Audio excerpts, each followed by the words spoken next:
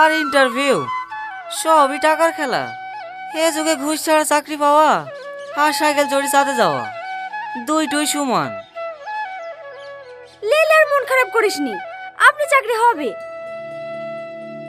এদালে ধর মোবাইল। তুমি এত টাকা কোথায় পেলা? আমার কাছে কিছু টাকা গোছানি ছিল, আর বাকিটা কিস্তি করে লিয়েছি। ও অতটা চিন্তা করতে হবে না, আমি মাসে মাসে শোধ করে দেবো। আমার লক্ষ্মী বোন। কিরে কোথায় যাচ্ছে, খেয়ে যা। আসি বোন আসি, হে বন্ধুদেরকে দেখে আসি। পাগল একটা।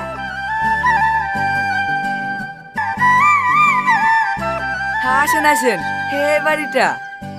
হে রীতি, হে দাই ভদ্র মহিলা তোর খোঁজ করছিল, দেখ কি বলবে। কি ব্যাপার আপনি?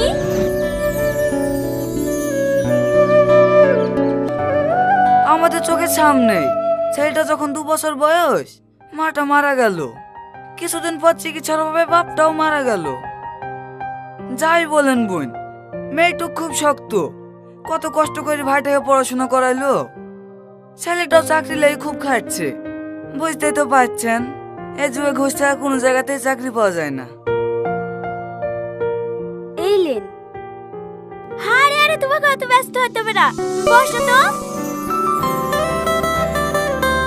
খুব মিষ্টি চেহারা, মানতে হবে আমার ছেলের পছন্দ আছে। মা, তোমার কাছে আমি একটা প্রস্তাব নিয়ে এসেছি। প্রস্তাব? কিসের প্রস্তাব?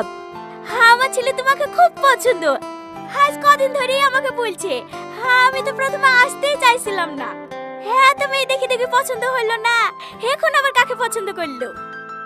এসে তো আমি অবাক, এত সুন্দর নর্মভদ্র একটা মেয়ে। মা, তুমি আমার বাড়ির বৌমা হবে। এসব আপনি কি বলছেন?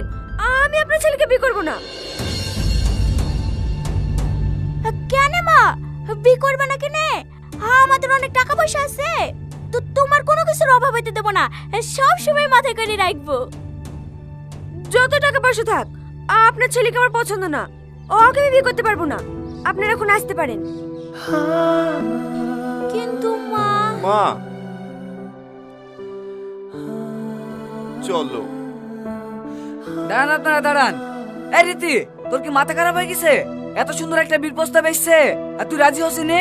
ছেলেটা কোথায় দেখতে খারাপ?